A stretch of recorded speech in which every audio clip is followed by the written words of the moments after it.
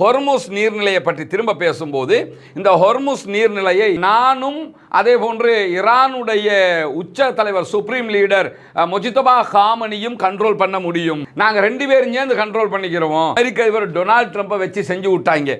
அதாவது இது original steering. இதை பார்த்தீங்கன்னா இது குழந்தைகள் விளையாடுறதுக்காக வண்டிக்குள்ள மாற்றுறதுங்கிறது எல்லாருக்குமே தெரியும். இந்த 2ஐயும் போட்டு காட்டி ஹொர்முஸினுடைய ஒரிஜினல் எங்ககிட்ட இருக்குது, நீங்க வேணும்னா இதுல விளையாடிக்கிறீங்க அப்படின்னு சொல்லி கிண்டலாக அவர்கள் இந்த செய்தியை வெளியிட்டிருப்பதையும் நீங்க பார்க்க முடியும். மிக தெளிவாக இன்றைக்கு கத்தருடைய ஃபாரின் மினிஸ்டர் ஒரு செய்தியை சொல்லிவிட்டார். அது என்ன செய்தி என்று கேட்டா, இந்த யுத்தத்தில் வளைகுடா பிராந்தியத்தினுடைய பாதுகாப்பு அமைப்பு மொத்தமாக உடைந்து சுக்குநூறாகி விட்டது. இதுதான் மெயின் சாப்டர். என்னன்னு கேட்டா, இந்த யுத்தத்தில் யாரு ஜெயிச்சா யாரு தோத்தாங்கிறத தாண்டி வளைகுடா நாடுகளுடைய பாதுகாப்பு அரணே மொத்தமாக உடைக்கப்பட்டுடுச்சு. காசாவில் அழிக்கும் போது உனக்கு கிளஸ்டர் குண்டுன்னா என்னன்னு தெரியல, கிளஸ்டர் குண்டுடைய அழிவு உனக்கு தெரியல, இந்த கொத்து குண்டால எத்தனை பேர் சாகுவாங்கிறது உனக்கு தெரியல. இன்னைக்கு அவனுக்கு அட்டாக் பண்ணும்போது பொதுமக்களை கொள்கிறார்கள். கிளஸ்டர் குண்டை பயன்படுத்த வேணாம்னுங்க, யுத்தம் வந்துட்டா இந்த குண்டை பயன்படுத்தி சண்டைன்னு வந்துருச்சு, மூஞ்சில குத்தாத, கன்னத்துல குத்தாத, வயிற்றுல குத்தாதன்னு சொல்ல முடியுமா?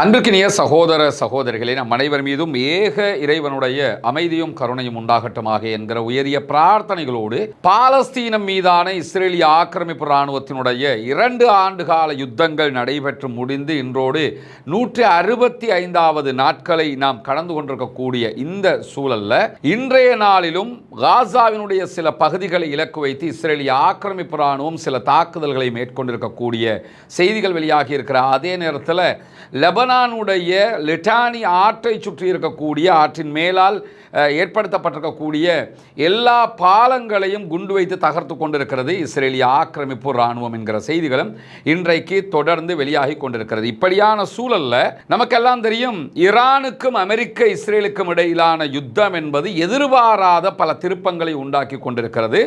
ஈரானை 3 நாளில் முடிச்சுட்டு கிளம்பிடுவோம் என்று சொல்லி உள்ள வந்த அமெரிக்காவும் இஸ்ரேலும் இன்றைக்கு 25 நாட்களை முடித்தும் ஈரான் மீதான யுத்தத்தில் எந்த ஒரு வெற்றியையும் அடைய முடியாமல் இருக்கிறது. ஈரானுடைய சில தலைவர்களை கொன்றதை தவிர, தலைவர்களை கொன்றுவிட்டாலே நாடு கீழே விழுந்துரும் என்கிற வலிமையான ஒரு ஸ்ட்ராட்டஜிக்கல் பிளானோடு தான் அவங்க உள்ள வந்திருக்கிறாங்க.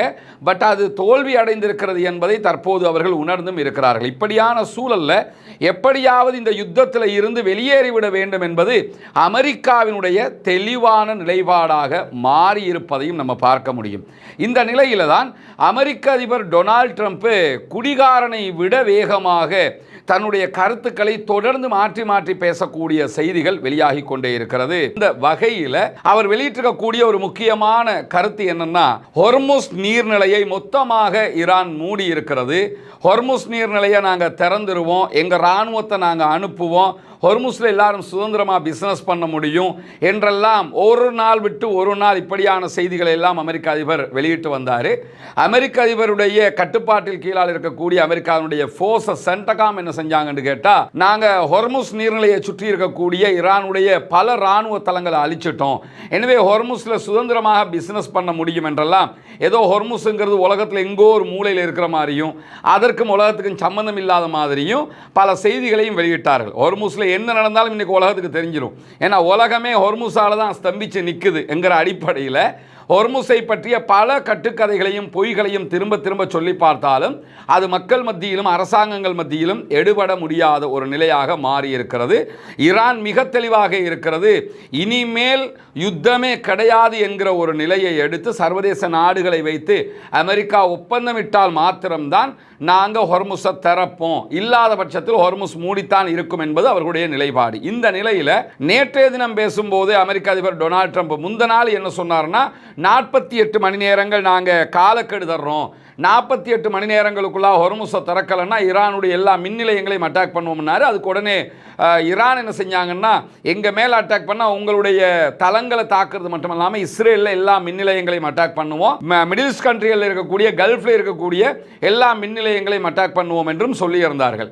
அப்படி தாக்குதல்கள் நடத்தப்பட்டால் மிடில் ஈஸ்ட் கண்ட்ரிகள், குறிப்பாக கல்ஃப் நாடுகள் இயங்கவே முடியாது, இஸ்ரேலும் இயங்க முடியாமல் போய் தண்ணீர் பஞ்சம் அவர்களுக்கு பாரிய அளவில் ஏற்படுவது மட்டுமல்லாமல் இந்த ஏசி எல்லாம் இல்லாமல் போச்சுன்னா அந்த நாடுகளில் வாழவே முடியாத சூழல் ஏற்பட்டுவிடும். உடனடியாக அமெரிக்க அதிபர் என்ன செஞ்சார்னா, நாங்கள் 5 நாட்களுக்கு அதை தள்ளி போடுறோம் அப்படின்னாரு. பிறகு என்ன சொன்னார், நாங்கள் ஈரானோட பேச்சுவார்த்தை நடத்திக்கிட்டு இருக்கோம், ஈரானில் ஒரு முக்கியஸ்தரோட பேசுகிறோம்னாரு. அந்த முக்கியஸ்தர பேர் அவர் சொல்லலை. உடனே ஈரானுடைய அனைத்து தரப்புகளும், இராணுவம், ஜனாதிபதிக்கு கீழ் உள்ளவங்க எல்லோருமே எங்கள் யாரோடையும் அவங்க பேசலைன்னு சொல்லி அறிவித்தாங்க. குறிப்பாக பாராளுமன்ற சபாநாயகர் முகமது ஹலீபாப் மிக தெளிவாகவே நாங்கள் இதை புறக்கணிக்கிறோம், எங்கள் யாரோடையும் பேசவும் இல்லை, இந்த மாதிரியான பூச்சாண்டி வெள்ளம் எங்கிட்ட காட்டாதுன்னு அறிவித்தார். அதுக்கு பிறகு அமெரிக்க ஊடகங்கள் அமெரிக்கா பேசுறதே ஹலீபாபோட தான் சொல்லி சொன்னாங்க. இது எல்லாமே ஈரான்காரங்களுக்கு நல்லா தெரியும். ஏன்னா இப்போ வந்து அந்த பிரித்தாலும் சூழ்ச்சியை பண்ண பார்க்குறாங்க, அவரோட பேசணும் இவரோட பேசணும்னு சொல்லும்போது அப்போ ஜனாதிபதியை விட்டுப்புட்டு எதுக்கு ஹலீபாபோட பேசினாங்கன்னு சொல்லி மற்றவங்க நினைப்பாங்க, இராணுவத்தை விட்டுப்புட்டு ஏன் அவங்கள்ட்ட போனாங்கன்னு நினைப்பாங்க. உள்ளுக்குள்ள பிரச்சனை உண்டாக்குறதுக்கு தான் இதை பண்ணுறாங்கிறதையும் ஈரான் மக்கள் திட்ட தெளிவாக புரிந்து கொண்டார்கள். இந்த சூழலில் தான் திடீரென அமெரிக்க அதிபர் டொனால்ட் ட்ரம்ப் என்ன பண்ணார்னு கேட்டால், ஹொர்முஸ் நீர்நிலையை பற்றி திரும்ப பேசும்போது இந்த ஹொர்முஸ் நீர்நிலையை நானும் அதே போன்று ஈரானுடைய உச்ச தலைவர் சுப்ரீம் லீடர் முஜிதபா காமனியும் கண்ட்ரோல் பண்ண முடியும், நாங்கள் 2 பேரும் சேர்ந்து கண்ட்ரோல் பண்ணிக்கிறோம், நாங்கள் அதுக்கான சுதந்திரத்தை ஈரானுக்கு கொடுப்போம், ஈரானுக்கு இவன் என்ன சுதந்திரத்தை கொடுக்க, ஈரான்காரன் தான் இப்போ இவனுக்கு சுதந்திரம் கொடுக்கணும், அந்த நிலைமையில் இருக்கும்போது நாங்கள் 2 பேரும் இதை கண்ட்ரோல் பண்ணுவோம்னு சொல்லி ஒரு அறிவித்தலை விடுத்திருந்தார். அந்த அறிவித்தலுக்கு பதிலடியாக இன்றைக்கு ஈரானுடைய ஆப்பிரிக்காவினுடைய செயல்பாட்டு தளம், ஒரு ஈரானுடைய எம்பசி, சவுத் ஆப்பிரிக்காவினுடைய எம்பசி இன்றைக்கு இப்படி ஒரு புகைப்படத்தை வெளியிட்டு அமெரிக்க அதிபர் டொனால்ட் ட்ரம்பை வச்சு செஞ்சு விட்டாங்க. அதாவது இது ஒரிஜினல் ஸ்டேரிங், இதை பார்த்தீங்கன்னா இது குழந்தைகள் விளையாடுறதுக்காக வண்டிக்குள்ளே மாற்றுறதுங்கிறது எல்லாருக்குமே தெரியும். இந்த 2ஐயும் போட்டு காட்டி ஹொர்முஸினுடைய ஒரிஜினல் எங்ககிட்ட இருக்குது, நீங்கள் வேணும்னா இதில் விளையாடிக்கிறீங்க அப்படின்னு சொல்லி கிண்டலாக அவர்கள் இந்த செய்தியை வெளியிட்டிருப்பதையும் நீங்கள் பார்க்க முடியும். அந்த அளவுக்கு அமெரிக்க அதிபர் டொனால்ட் ட்ரம்பினுடைய நிலை வந்து ரொம்ப கேவலமான கிண்டலான நிலையாக மாறி இருக்கக்கூடிய சூழல் தற்போது உருவாகி இருக்கிறது. அதை தாண்டி ஈரானுக்கு எதிரான இராணுவ தலையிட்ட முதல்ல ஆரம்பித்தது யாரு என்று சொல்லி, இது அதாவது ஜெயிச்சிருந்தாங்கன்னு வைங்க ஈரானுடைய தாக்குதலை, நான் தான் ஆரம்பித்தேன், நான் தான் ஜெயிச்சேன்னு சொல்லி எல்லாம் நிற்பாங்க. இன்றைக்கு அமெரிக்காவில் நடைபெற்ற, டென்னசியில் நடைபெற்ற ஒரு வட்டவேசை மாநாட்டில் அமெரிக்க அதிபர் டொனால்ட் ட்ரம்ப் இருக்கிறாரு. அதே போன்று அமெரிக்காவினுடைய பென்டகனுக்கு பொறுப்பாக இருக்கக்கூடிய, இராணுவங்களுக்கு பொறுப்பாக இருக்கக்கூடிய பீட் ஹெக்ஸத் இருக்கிறாரு. எல்லாரும் இருக்கும்போது அமெரிக்க அதிபர் டொனால்ட் ட்ரம்ப் மைக்கை பிடிச்சி என்ன சொல்கிறாருன்னா, இந்த யுத்தத்தை நடத்தணும்னு பீட்டர் நீங்கள் தானே சொன்னீங்க, நீங்கள் சொன்னதுனால தான் நான் ஆரம்பித்தேன், ஈரான்ட்ட அணு ஆயுதம் இருக்குது, அணு ஆயுதம் இருக்கிறத நம்ம எல்லாம் ஆதரிக்க முடியாது, அவங்கள அடிச்சு நொறுக்கணும்னு நீங்கள்லாம் தான் சொன்னீங்க, நீங்கள் சொல்ல போய் தான் இந்த தாக்குதல்களை நாங்கள் ஆரம்பிக்க போனது, இல்லைன்னு சொல்லி சொன்னால் ஆரம்பிச்சிருக்கிறவே தேவையில்லை என்கிற விதமாக இன்றைக்கு அமெரிக்க அதிபர் டொனால்ட் ட்ரம்ப் தன்னுடைய பிழையை மொத்தமாக பென்டகனுடைய இராணுவத்திற்கு பொறுப்பான பீட் ஹெக்ஸத் மேலே தூக்கி போட்ட காட்சிகள் எல்லாம் உருவாகி இருக்கிறது. என்ன காரணம் என்று கேட்டால், இப்போ 2 காரணங்களை அமெரிக்கா இஸ்ரேலிய ஊடகங்கள் மொத்தமாக சொல்லிக் கொண்டிருக்கிறது. சில அதிகாரிகள் இஸ்ரேல் எப்படியுமே தாக்குதல் நடத்த தான் இருந்தாங்க ஈரான் மேலே, அதனால தான் நாங்களும் சேர்ந்து தாக்குதல் நடத்தினோம் அப்படிங்கிறாங்க. சில பேர் வந்து என்ன சொல்கிறாங்கன்னு கேட்டால், ஈரானுடைய அணு ஆயுத அந்த பலத்தை நாங்கள் வைக்க முடியாது, அணு ஆயுதத்தை வச்சுக்கிறதுக்கு நாங்கள் ஏற்றுக்கிற முடியாது, அதனால் தாக்குதல் நடத்தி, எதனால் தாக்குதல் நடத்தினாலும் இப்போ முட்டிக்கிட்டு மோதிக்கிட்டு கேவலப்படுறது அமெரிக்கா என்பதிலே எந்த விதமான மாற்று கருத்தும் கிடையாது. இதனால் உருவாகி இருப்பது பிராந்திய ரீதியிலான மிகப்பெரியதொரு நெருக்கடியை அமெரிக்கா உண்டாக்கி விட்டது. ஏன்னா ஜிசிசி கண்ட்ரிஸ் எல்லாம் அடுத்து எப்போ எந்திரிச்சு நிற்கிறதுன்னு யோசிச்சுக்கிட்டு இருக்கிறாங்க. அரபு நாடுகளுக்கு தலையெடுக்க முடியாத ஒரு இக்கட்டை உண்டாக்கி விட்டது அமெரிக்கா. அதை தாண்டி இஸ்ரேலுக்கு இந்த யுத்தத்தை எப்படா முடிக்கிறதுன்னு தெரியாமல் முடிச்சா, இப்போ தோல்வியோட முடிச்சுட்டா, ஆல்ரெடி காசாவில் தோத்தாச்சு, லெபனானில் தோத்தாச்சு, இப்போ இதுலையும் தோத்துட்டோம்னா பெஞ்சமின் நெத்தன்யாஹு காலி, டோட்டலாக எலெக்ஷனில் ஊற்றி மூடிடுவாங்கிறது தெரியும். அதனால் இதை புலிவால பிடிச்ச கதையாக அமெரிக்காவும் இஸ்ரேலும் தடுமாறி கொண்டிருக்கிறது என்கிற நிலையில் மிக தெளிவாக இன்றைக்கு கத்தருடைய ஃபாரின் மினிஸ்டர் ஒரு செய்தியை சொல்லிவிட்டார். அது என்ன செய்தி என்று கேட்டால், இந்த யுத்தத்தில் வளைகுடா பிராந்தியத்தினுடைய பாதுகாப்பு அமைப்பு மொத்தமாக உடைந்து சுக்குநூறாகி விட்டது. இதுதான் மெயின் சாப்டர். என்னன்னு கேட்டா, இந்த யுத்தத்தில் யாரு ஜெயிச்சா யாரு தோத்தாங்கிறத தாண்டி வளைகுடா நாடுகளுடைய பாதுகாப்பு அரணே மொத்தமாக உடைக்கப்பட்டுடுச்சு. அதை உடைச்சது யாருன்னு கேட்டால் அமெரிக்காவே தான். அமெரிக்கா ஈரானோட சண்டைக்கு போனதுனால, ஈரான் அமெரிக்காவினுடைய தளங்கள் அரபு நாடுகளில் இருக்கிறதுனால அந்த தளங்கள் மேலே அட்டாக் பண்ணால், இந்த தளங்கள் எல்லாம் ஏன் கொண்டு கத்தார் வச்சாங்க, துபாய் வச்சாங்க, சவுதி அரேபியா, பஹ்ரைனு, இவங்க அத்தனை பேரும் இந்த இராணுவ தளங்களை எல்லாருமே உருவாக்கிக்கிட்டது எதுக்குன்னு கேட்டால், எங்கள் மேலே நாளைக்கு யாராவது அட்டாக் பண்ணினா உடனே அமெரிக்கா காப்பாற்றும், அமெரிக்கா வந்து நிற்பா எங்களுக்காக. அதுக்கு தான் லட்சக்கணக்கு கோடிக்கணக்கு பில்லியன்களில் என்ன பண்ணாங்கன்னு கேட்டால், அமெரிக்காவுக்கு கப்பம் கட்டிக்கிட்டே இருந்தாங்க. பழங்கால மன்னர்கள் மாதிரி இப்போவும் கப்பம் கட்டிக்கிட்டே இருந்தாங்க. அந்த கப்பம் எல்லாம் எடுத்துக்கிட்டு, பணத்தை எல்லாம் எடுத்துக்கிட்டு, இப்போ யுத்தம் வரும்போது அவன் இஸ்ரேலை பாதுகாக்கிற வேலையை தான் பார்க்குறானே தவிர அதையும் பாதுகாக்க முடியல. அது வேறு விஷயம்.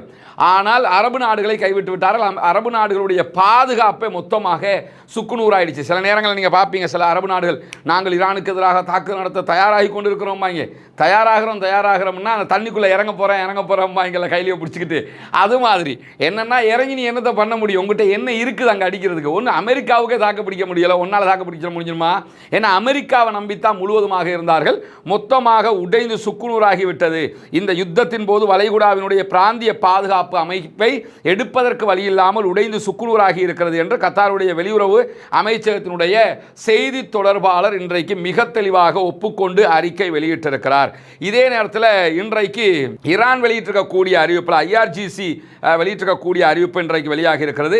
முழுமையான வெற்றி கிடைக்கிற வரைக்கும் ஆயுதப்படைகள் போராடி கொண்டே இருக்கும் என்று சொல்லி நாட்டினுடைய ஆயுதப்படைகளை மேற்கோள் காட்டி பிரஸ் டிவியிலே வெளியிடப்பட்டிருக்கக்கூடிய அறிவிப்பில் ஹாத்தமல் அன்பியா மத்திய தலைமையகத்தைச் சேர்ந்த அலி அப்துல்லாஹி இன்றைக்கு வெளியிட்டிருக்கக்கூடிய அறிவிப்பில் இதை சொல்லி இருக்கிறாரு. அதாவது IRGCயினுடைய எல்லா செய்திகளையும் யார் வெளியிடுவான்னு கேட்டால் ஹாத்தமல் அன்பியா என்கிற ஆயுத பிரிவு தான் வெளியிடுவாங்க. அவர்களுடைய செய்தி தொடர்பாக தான் இந்த செய்தியை வெளியிட்டிருக்கிறாரு. பிரஸ் டிவி இதை ஒளிபரப்பு செய்திருக்கிறது. ஈரானுடைய வலிமையான ஆயுதப்படைகள் ஈரானுடைய ஒருமைப்பாட்டை பாதுகாப்பதையும் பெருமையை பாதுகாப்பதையும் வெற்றியுடனும் உறுதியுடனும் செய்ய வேண்டும் என்பதில் உறுதியாக இருக்கிறார்கள்.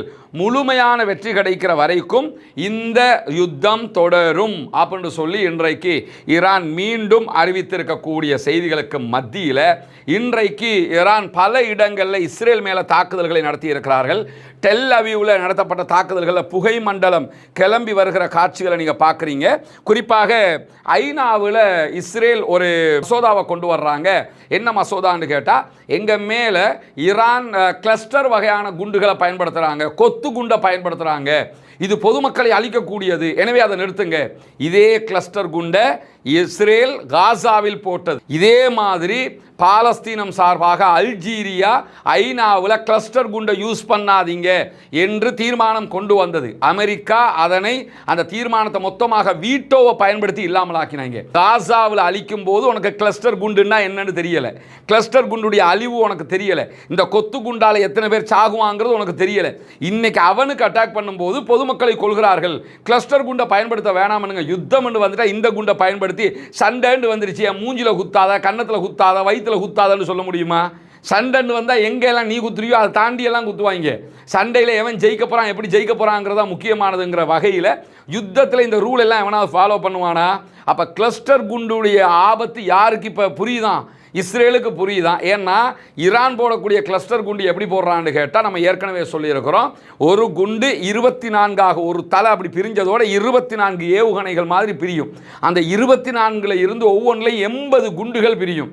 மொத்தத்தில் 2000, கிட்டத்தட்ட 2000 குண்டுகள் 8 to 10 கிலோமீட்டர் சரௌண்டிங்கில் போய் அட்டாக் பண்ணும். இதில் இருக்கக்கூடிய அந்த அந்த அந்த ஏவுகணையில் இருக்கக்கூடிய இன்னும் ஒரு ஸ்பெஷாலிட்டியாக அது தொடர்பான இராணுவ வல்லுநர்கள் என்ன சொல்கிறாங்கன்னு கேட்டால், கிளஸ்டர் குண்டுகள் தாக்கப்படும் போது கிளஸ்டர் குண்டுகள் உள்ள விண்வெளியை தாண்டி திரும்ப அட்டாக் பண்ணுகிற இடத்துக்குள்ளே வரும்போது அந்த வர்றதுக்கு முன்னாடியே, அதாவது அந்த தலை விரிவதற்கு முன்பதாக, ஒரு ஏவுகணையில் இருந்து 24 பிரிவதற்கு முன்பதாகவே இவர்களுடைய அயன் டோமோ ஏதோ ஒன்றுக்கு உதவாத சில டோமுகள் வச்சுருக்காங்கல்ல, அதில் இருந்து போகிற ஏவுகணை அட்டாக் பண்ணி அதை அழிச்சதுன்னு சொன்னால் அது அட்டாக் பண்ணாது, அழிச்ச மாதிரி ஆயிரும். அது பிரிஞ்சதுக்கு பிறகு எந்த ஒரு அயன்டோமாலேயோ தேடாலேயோ உலகத்தில் அவன் வச்சிருக்க எந்த பாதுகாப்பறனாலேயோ அதை தடுக்க முடியாது. அதனால தான் கிளஸ்டர் குண்டு அட்டாக்ல கடுமையான விளைவுகளை அவர்கள் சந்தித்து வருகிறார்கள். தற்போது ஐநாவில் போய் இதை முறையிடுகிற அளவுக்கு நிலைமை மாறி இருக்கக்கூடிய நிலையில் இன்றைக்கு இஸ்ரேலுடைய பல பகுதிகள் மேலே ஈரான் தாக்குதல்களை நடத்தி இருக்கிறது. அதை தாண்டி இன்றைக்கு நடத்தப்பட்ட தாக்குதலுடைய புகைப்படங்களையும் அல் ஜசீரா வெளியிட்டிருக்கிறது. குறிப்பாக அல் ஜசீரா வெளியிட்டிருக்கக்கூடிய செய்திகளில் இஸ்ரேலுடைய பென் குரியன் விமான நிலையம், இது ரொம்ப முக்கியமான ஒரு விமான நிலையம். அந்த விமான நிலையத்தின் மீது ஈரான் இன்றைக்கு தாக்குதல் நடத்தி இருக்கிறது. ஹைஃபா பகுதிகளில் இருக்கக்கூடிய பல வசதிகளை, உள்கட்டமைப்பு வசதிகளை நோக்கி தாக்குதல்கள் நடத்தப்பட்டிருக்கிறது.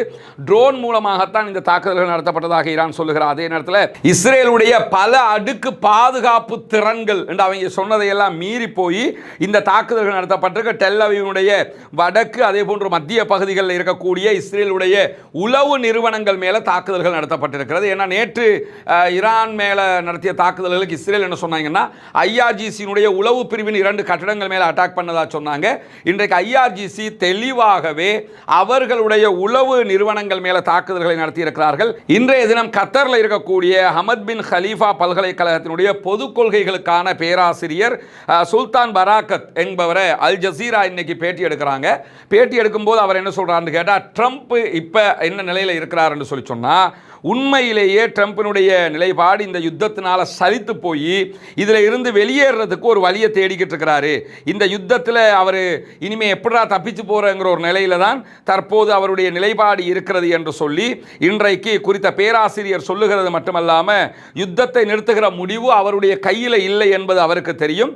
அது இஸ்ரேலுடைய கையில் இருக்குது. ஏன்னா யுத்தத்தை ஆரம்பித்ததும் இஸ்ரேல் தான், யுத்தத்தினுடைய முடிவையும் இஸ்ரேல் தான் முடிவெடுக்கும். ஏன்னா அந்த ஜூவிஷ் லாபிங்கிறது அமெரிக்காவில் உச்சமாக இருக்கிறது. அமெரிக்காவினுடைய எல்லா செயல்பாடுகளையும் முடிவெடுக்கிற அளவுக்கு யூதர்கள் தான் இருக்கிறாங்க. அதனால் இந்த யுத்தத்தின் முடிவையே யூதர்கள் தான் முடிவெடுக்க வேணும். அமெரிக்கா வெளியேற நினைக்குது, ஆனாலும் யுத்தத்தை நிறுத்துறதை பொறுத்தவரையில் இஸ்ரேல் நினைச்சா மட்டும்தான் அதை முடியும் என்று சொல்லக்கூடிய ஹமத் பின் ஹலீஃபா பல்கலைக்கழகத்தினுடைய பேராசிரியர் மேலதிகமாக என்ன சொல்றான்னு கேட்டால், இஸ்ரேலுடைய பாதுகாப்பு அமைச்சர் நேற்று ஒரு செய்தியை சொல்லியிருந்தார். அதை சுட்டி காட்டுறாரு. அது என்னன்னு கேட்டால், லெபனானுடைய லிட்டானி நதி வரைக்கும் நாங்கள் ஆக்கிரமிக்க போகிறோம்னு சொல்லியிருக்கிறாங்க. லிட்டானிங்கிற ஒரு ரிவர் இருக்குது. அதற்கு அந்த பக்கம் இஸ்ரேலி ஃபோர்ஸஸ் இருக்கிறாங்க, இந்த பக்கம் லெபனானுடைய ஃபோர்ஸஸ் இருக்கிறாங்க. அதுக்கு பின்னாடி ஹெஸ்புல்லாக்கள் இருக்கிறாங்க. லெபனான் ஃபோர்ஸஸ் யுத்தத்துக்கு வர்றது கிடையாது. அவங்க உள்நாட்டுக்குள்ள ராணுவம்னு சொல்லிக்கிட்டு சம்பளத்தை வாங்கிட்டு கிடப்பாங்க. சண்டை பிடிக்கிறது முழுவதுமாக ஹெஸ்புல்லாக்கள். இப்பொழுது அவங்க என்ன சொல்கிறாங்கன்னு கேட்டால், லெபனானுடைய பகுதிகளில் 10ல் 1 பங்கை கைப்பற்றுவதற்கு நாங்கள் முயற்சி செய்கிறோம் அப்படின்னு சொல்லி இஸ்ரேல் அறிவிச்சிருக்கிறாங்க. இந்த இஸ்ரேல் லிட்டானி நதி வரைக்கும் ஆக்கிரமிக்கிற வரைக்கும் இந்த யுத்தம் முடிவுக்கு வர வாய்ப்பில்லை அப்படின்னு சொல்லி இந்த குறித்த பேராசிரியர் ஒரு செய்தியை சொல்கிறார். ஏன்னா இந்த யுத்தத்தில் ஏற்கனவே காசா ஓரில் இஸ்ரேலால் ஜெயிக்க முடியாமல் போயிடுச்சு. இப்போ இந்த ஓர்லையும் இஸ்ரேலால் ஜெயிக்க முடியாது. அமெரிக்கா வேற வெளியே போகிறதுக்கு ட்ரை பண்ணிக்கிட்டு இருக்குது. இப்போ எப்படியாவது நாங்கள் ஜெயிச்சோங்கிறத காட்டணும்னா லெபனானில் ஒரு சில பகுதிகளையாவது கைப்பற்றி முடிக்கணும். அதனால் லிட்டானி ரிவர் வரைக்கும் அவங்க கைப்பற்றினதுக்கு பிறகு ஓகே யுத்தம் ஃபினிஷ்டு, நாங்கள் இவ்வளோ இடத்த கைப்பற்றிருக்கோம், இதை தரமாட்டோம் அப்படின்னு சொல்லிட்டு போய் அவங்க எலெக்ஷனை வச்சு வென்றுக்கிறதுக்கு வழியை பார்த்துக்கிறவாங்க. இதுதான் இருக்கிற கடைசி முடிவு என்று சொல்லி ஒரு அவருடைய படிப்பு பிரகாரம், அவருடைய கற்பிதம் பிரகாரம் அவர் ஒரு செய்தியை சொல்லி இருக்கிறார். இது ஒரு ஏற்றமானதாகும். இந்த யுத்தத்தை முடிக்கிறதுக்கு இஸ்ரேலுக்கு தான் கடைசி வாய்ப்பு, வேற வாய்ப்பே இல்லைங்கிறத புரிஞ்சுக்கிற விதமாகவும் இருப்பதை நம்ம அவதானிக்க முடிகிறது. அதே நேரத்தில் இங்கே பார்த்தீங்கன்னு சொல்லி சொன்னால், இது இன்றைக்கு ஈரானுடைய ஒரு மார்க்கெட்டுடைய புகைப்படத்தை ஏஎஃப்பி வெளியிட்டிருக்கிறாங்க. ஈரானில் சர்வசாதாரண மக்கள், அந்த மக்களை பொறுத்தவரை நீங்கள் குண்டு வச்சாலும் சரி, வெட்டி கோப்பா என்ன நடந்தாலும் சரி, அவங்க சாதாரணமாக தான் இருப்பாங்க. நீங்கள் ஆர்ப்பாட்டத்துக்கு கூப்பிட்டா வந்து நிற்பாங்க, போராட்டத்துக்கு கூப்பிட்டா வந்து நிற்பாங்க, லட்சக்கணக்கில் திரளுவாங்க. இங்கே பஜாரில் போய் பொருட்களை வாங்கி கொண்டிருக்கக்கூடிய காட்சிகள் எல்லாம் இன்றைக்கு வெளியிடப்பட்டிருக்கக்கூடிய சூழலை நம்ம அவதானிக்க முடிகிற இந்த சந்தர்ப்பத்தில் சமாதானம் அடைவதற்கு, நடுவில் நின்று பேச்சுவார்த்தை நடத்துவதற்கு நாங்கள் தயார் என்று சொல்லி பாகிஸ்தான் இன்றைக்கு ஒரு அறிவித்தலை விடுத்திருக்கிறது. ஏற்கனவே பாகிஸ்தானும் இந்தியாவும் சண்டை பிடிச்சதை நான் தான் தீர்த்து வச்சு எனக்கு நொபேல் பரிசு தாங்கிட்டு அமெரிக்க அதிபர் டொனால்ட் ட்ரம்ப் பேசின பேச்செல்லாம் நமக்கு தெரியும். அப்படி இருக்கும்போது இப்போ அமெரிக்காவும் ஈரானும் சண்டை பிடிக்குது, நாங்கள் வந்து கொஞ்சம் தீர்த்து வைக்கவான்னு சொல்லி பாகிஸ்தான் கேட்கக்கூடிய நிலைமைக்கு நிலைமை மாறி இருப்பதை பார்க்க முடியும். அமெரிக்காவோடு எந்த பேச்சுவார்த்தையிலும் ஈடுபடவில்லை என்று சொல்லி திட்ட தெளிவாக ஈரான் சொல்லிருச்சு. ஆனாலும் ட்ரம்ப்போட கூற்றுக்கு இது முரண்பாடாக இருக்கிறது. ட்ரம்ப் வந்து நாங்கள் பேசிக்கிட்டு இருக்கிறோம்னு சொன்னார். ஈரான் தெளிவாக எந்த பேச்சுவார்த்தையும் இல்லைன்ட்டாங்க. ஆனால் அல் ஜசீரா வெளியிட்டிருக்கக்கூடிய செய்திகளில் பாகிஸ்தானுடைய இராணுவ தளபதி ஞாயிற்றுக்கிழமை ட்ரம்ப்போட பேச்சுவார்த்தை நடத்தியிருக்கிறார். இன்னும் அதுக்கு பிறகு ஒரு நாள் கழித்து பிரதமர் ஷபாஸ் ஷரீப் என்ன பண்ணியிருக்கிறார்னா ஈரானுடைய அதிபர் மசூத் பெசக்ஷியனோட பேசியிருக்கிறார் என்று சொல்லியும், இதைத் தொடர்ந்து பாகிஸ்தானுடைய வெளியுறவு அமைச்சர் ஈரான் அதே போன்று துருக்கியினுடைய ஃபாரின் மினிஸ்டர்ஸோட பேசியிருக்கிறாங்கிற செய்திகள் வெளியாக இருக்குது. இவ்வளவுதான் இது தொடர்பாக வெளியாக இருக்கக்கூடிய செய்தி. என்னன்னா, அதை தாண்டி இன்றைக்கு அலி லாரிஜானிக்கு பதிலாக தேசிய உச்ச பாதுகாப்பு சபைக்கு புதிய தலைவர் நியமிக்கப்பட்டிருக்கிறார். இவர்தான் புதிதாக நியமிக்கப்பட்டிருக்கக்கூடிய ஈரானுடைய நேஷனல் செக்யூரிட்டி ஃபோரம் உடைய தலைவராக பொறுப்பாளராக இருக்கிறார். கடந்த வாரம் அலி லாரிஜானி அவர்கள் கொல்லப்பட்டதை தொடர்ந்து இவர் நியமிக்கப்பட்டிருக்கிறார். சொல்காதர் என்கிற இவர்தான் நியமிக்கப்பட்டிருக்கிறார். கூடியவர். இவர் ஐஆர்ஜிசியினுடைய தளபதியாக ஆல்ரெடி இருந்திருக்கிறார். 2020 வரைக்கும் 8 ஆண்டுகள் நீதித்துறையினுடைய ஒரு துணைத் தலைவராக செயல்பட்டிருக்கிறார். பல உயர் அரசாங்க பதவிகளை ஈரானுக்குள் வகித்திருக்கிறார். ஐஆர்ஜிசியினுடைய கூட்டுப்படைகளுடைய தலைவராகவும் செயல்பட்டிருக்கிறார். ஐஆர்ஜிசியின் துணை தலைமை தளபதியாகவும் பணியாற்றியிருக்கிறார். இப்படி பல பொறுப்புகளை வகித்திருக்கக்கூடிய இவர்தான் தற்போது ஈரானுடைய உச்ச பாதுகாப்பு சபையினுடைய தலைமை பொறுப்பை ஏற்றிருக்கிறார். இப்படியான சூழல்ல லெபனான் இன்னைக்கு என்ன பண்ணியிருக்கிறார்? ஈரானுடைய தூதரை வெளியேற்றி இருக்கிறார்கள். ஈரானில் இருந்த லெபனானுடைய தூதரையும் மீள அழைத்திருக்கிறார்கள் என்கிற செய்திகளும் வெளியாகி இருக்குது. ஏன்னா ஈரானால தான் இந்த யுத்தம் நடக்குது, அதனால எடுக்கிறோம்னு. ஏன்னா இவங்களை பொறுத்தவரை துப்பு கட்டவங்க ஒரு நாள் போய் சண்டை பிடிக்க போறவங்க கிடையாது. அதனால இந்த வேலையை செஞ்சிருக்கிறாங்க என்கிற நிலையில் லெபனான், காசா இந்த பகுதிகளில் பொதுமக்களை இஸ்ரேல் மீண்டும் மீண்டும் குறிவைத்தால் இஸ்ரேலுடைய கட்டுப்பாட்டு பகுதிகள் மேலே பலத்த தாக்குதல்களை நடத்துவோம் என்று ஐஆர்ஜிசி இன்றைக்கு கடுமையான காட்டமான ஒரு அறிவிப்பை விடுத்திருக்கிறார்கள். லெபனான் பாலஸ்தீனத்தில் பொதுமக்களுக்கு எதிரான விரிவான போர்க்குற்றங்கள் மேற்கொள்ளப்படுகிறது. இதை இஸ்ரேல் நிறுத்த வேண்டும். இந்த போர் சூழலை பயன்படுத்தி இஸ்ரேல் காசா மேலே மீண்டும் மீண்டும் தாக்குதல்களை நடத்தினால் இதற்கு எதிராக இஸ்ரேலுடைய வடக்கு பகுதிகள் மேலே உச்சமான தாக்குதல்களை நாங்கள் நடத்த வேண்டி வரும் என்று சொல்லி இன்றைக்கு ஐஆர்ஜிசி மிக தெளிவான அறிக்கை வெளியிட்டிருக்கிறாங்க. நாங்கள் நடத்துகிற தாக்குதல் எல்லாமே டெல்லவிவ் தெற்கு பகுதியில் இலக்கு வச்சு தான் நடத்திக்கிட்டு இருக்கிறோம். நாங்கள் இன்னும் அதாவது வடக்கு நார்த்து பகுதிகளுக்கு வரலை. அதை முழுவதும் லெபனான் கையில் கொடுத்துருக்கிறோம், ஹிஸ்புல்லாக்கள் கையில் கொடுத்துருக்கிறோம். நாங்களும் நுழைய வேண்டி வரும். எனவே காசா மீதான தாக்குதல்கள், லெபனான் மீதான தாக்குதல்கள் நிறுத்தப்பட வேண்டும் என்கிற எச்சரிக்கைகளுக்கு மத்தியில் ஹவுத்திகள் இன்றைக்கு ஒரு அறிவிப்பை ஹூத்திஸ் வெளியிட்டிருக்கிறாங்க. அதில் அவங்க என்ன சொல்லியிருக்கிறாங்கன்னு கேட்டால், தேவைப்பட்டால் ஈரானுடைய அறிவிப்பு வந்ததோடு நாங்களும் இஸ்ரேலை நோக்கி தாக்குதல்களை நடத்த ஆரம்பிப்போம். இஸ்ரேலுக்கு எதிராக அவங்களும் ஏவுகணை தாக்குதல் நடத்த ஆரம்பிச்சிருவாங்களாம். ஆனால் ஒரே ஒரு கண்டிஷன் இருக்கிற, சவுதி அரேபியா, ஜோர்டான், யுஏஇ இந்த 3 நாடுகளும் எங்களுடைய ஏவுகணைகளை இஸ்ரேலை நோக்கி நாங்கள் அடிக்கிற ஏவுகணைகளை நாங்கள் உங்களை நோக்கி அடிக்க மாட்டோம். சவுதி அரேபியாவில் இருக்கிற அல்லது கத்தரில், துபாயில் இருக்கக்கூடிய அமெரிக்காவினுடைய நிலைகள் எதுக்குமே நாங்கள் அடிக்க மாட்டோம். நாங்கள் இஸ்ரேலுக்கு தான் அடிப்போம்.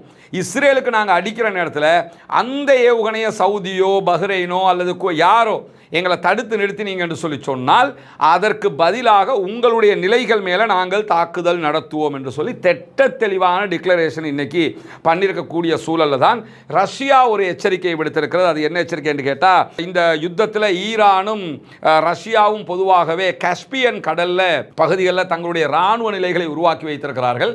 இப்படி இருக்கும்போது காஸ்பியன் கடல் பகுதிகளில் இருக்கக்கூடிய ஈரானுடைய இராணுவ தளங்கள் மீது தாக்குதல் நடத்தியதாக இஸ்ரேல் ஆல்ரெடி அறிவிச்சிருந்தது. இனிமேல் இப்படியான தாக்குதல்கள் நடத்தப்படக்கூடாது. ஏன்னா அது எங்களுடைய கூட்டு இராணுவ முயற்சியாக இருக்கிறது.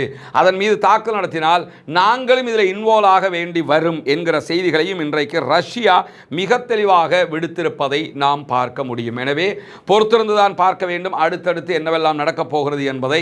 ஈரான் விடாப்பிடியாக சமாதானம் என்று வந்தால், நிரந்தர சமாதானம் வந்தால் மட்டும்தான் ஹொர்முஸை திறப்போம், யுத்தத்தை நிறுத்துவோம்ங்கிறாங்க. புலிவால பிடிச்ச கதையாக இஸ்ரேலும் அமெரிக்காவும் இந்த யுத்தத்தை ஏண்டா ஆரம்பிச்சோம்னு, நான் ஆரம்பிக்கல, நீ தான் ஆரம்பிச்ச, நீ ஆரம்பிக்கல, அவன் தான் ஆரம்பிச்சான்னு கூட்டு சண்டை பிடிக்கக்கூடிய நிலைக்கு தள்ளப்பட்டிருக்கிறார்கள்.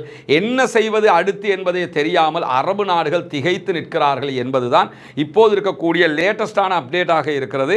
அடுத்தடுத்த செய்திகள் வருகிற போது உங்களிடத்தில் கொண்டு வந்து ஏற்பதற்கு தயாராக இருக்கிறோம். தொடர்ந்து இணைந்திருங்கள். ரஸ்மின் மைசி நியூஸ் மற்றும் ரஸ்மின் டாக்ஸ் ஆகிய 2 சேனல்களோடு.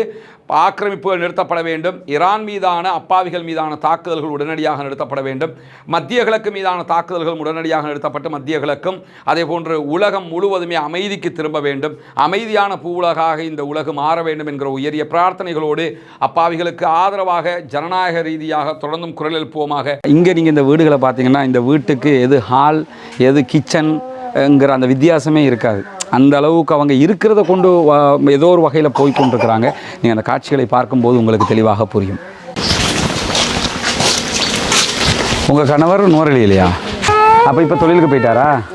இனிய சகோதர சகோதரிகளே, தொடர்ந்து உங்களுக்கு தெரியும் நம்முடைய வீடியோக்களை பார்த்து வரக்கூடிய சகோதரிகளுக்கு ரமலானுடைய மாதத்தில் ஜகாத்து தான தர்மங்களை செய்யக்கூடிய சகோதரர்கள் மூலமாக இலங்கையினுடைய கிழக்கு மாகாணத்தினுடைய முதல் நகரமாக இருக்கக்கூடிய பொத்துவில்ல உள்ள இருக்கக்கூடிய சர்வோதயபுரம் என்கிற பகுதிகளில் ஹிஜ்ரத் நகர் என்கிற பகுதிகளில் தான் நம்ம இப்போ நிற்கிறோம். இந்த பகுதிகளில் இருக்கக்கூடிய இஸ்லாத்தை வாழ்வியலாக ஏற்றுக்கொண்டிருக்கக்கூடிய புதிதாக இஸ்லாத்தை ஏற்றுக்கொண்டிருக்கக்கூடிய சகோதரர்கள் படுகிற கஷ்டங்களை நம்ம அண்மை காலமாக பார்த்துருந்தோம். அந்த அடிப்படையில் அவங்களுக்கான வாழ்வியல் இடங்கள் இல்லை, அவங்களுக்கு ஒரு வீட்டு வசதியை ஏற்படுத்தி கொடுப்பதற்கான ஒரு முயற்சியாகத்தான் ஒரு வீட்டு திட்டத்தை அந்த முயற்சியை தான் நம்ம செஞ்சு வர்றோம். அந்த அடிப்படையில் பார்த்தோம்னு சொன்னால் இவங்களுடைய கணவர் புனிதமிக்க இஸ்லாத்தை ஏற்றுக்கொண்டவர் இன்றைக்கு கூலி வேலையாக வெளியில் போயிருக்கிறாரு. இந்த வீடு அவங்களுக்குரிய வீடு கிடையாது, வேறொருத்தவங்களுக்குரிய வீடுகள் தான். இங்கே இருக்கக்கூடிய பெரும்பாலானாக்கள் அப்படி தான் இருக்கிறாங்க. ஏற்கனவே பள்ளி தலைவர் நமக்கு அந்த செய்திகளை சொல்லியிருக்கிறார். ஸ்கூலுக்கு போகிற நேரத்தில் நம்ம கொழும்புலாம் 6:30 மணிக்கு பிள்ளைகளை எடுத்துகிட்டு போயிடுவோம் ஸ்கூலுக்கு போகிறதுக்காக. ஆனால் இங்கே அப்படி போக முடியாது. ஏன்னா அந்த நேரத்தில் யானை நிற்கும். இந்த மாதிரியான பல தொல்லைகளுக்கு மத்தியில் தான் இந்த மக்கள் வாழ்ந்து வருகிறார்கள். எனவே நபிகள் நாயகம் ஸல்லல்லாஹு அலைஹி வஸல்லம் அவர்கள் நிறைய தான தர்மங்களை செய்திருக்கக்கூடிய செய்திகளை நீங்கள் தொடர்ந்து எல்லா பயான்களையும் உரைகளையும் பார்த்து வந்திருப்பீங்க. அதே நேரத்தில் இந்த மாதிரியான மக்களுக்காக வேண்டி இஸ்லாம் நமக்கு தந்திருக்கக்கூடிய ஒரு அழகான வாய்ப்பு தான் ஜகாத்து திட்டத்தில் 8 பேரை இஸ்லாம் நமக்கு வகைப்படுத்துகிறது. அதில் நம்ம இந்த ஃபக்கீர்கள் மிஸ்கீன்கள் இந்த மாதிரி ஆட்களை தொடர்ந்து நம்ம பார்த்துக்கிட்டே வருவோம். அதில் ஒரு பாட்டாக யார் இருப்பாங்கன்னா முஅல்லஃபத்துல் குலூப் உள்ளங்கள் ஈர்க்கப்படுகிறவர்கள் என்கிற ஒரு கூட்டத்தார் இருக்கிறார்கள். அந்த கூட்டத்தாருக்கும் உதவி செய்ய வேண்டிய ஜகாத் நிதிகளை கொடுக்க வேண்டிய தேவை இருக்கிறது. நிறைய தான தர்மங்களை பண்ணுவீங்க. இந்த மக்களுக்காக உங்கள் ஜகாத்திலிருந்து ஒரு பகுதியை ஒதுக்குங்கள். முன்னால் தெரிகிற நம்முடைய தொலைபேசி மற்றும் வாட்ஸ்அப் இலக்கத்திற்கு நீங்கள் தொடர்பு கொள்ள முடியும். மேலதிக தகவல்களை கேட்க முடியும். நேரில் வந்து பார்க்க விரும்புகிற சகோதரர்களையும் அழைத்து கொண்டு வந்து நம்ம இந்த பகுதியில் காட்டுறதுக்கு நம்ம தயாராக இருக்கிறோம். பார்த்து உங்களால் முடிந்த உதவிகளை நீங்கள் அந்த மக்களுக்காக இந்த திட்டத்திற்காக நீங்கள் முன்மொழிந்து செய்ய முடியும். எப்படியோ இந்த திட்டம் வெற்றிகரமாக நடைபெற்று முடிய வேண்டும்.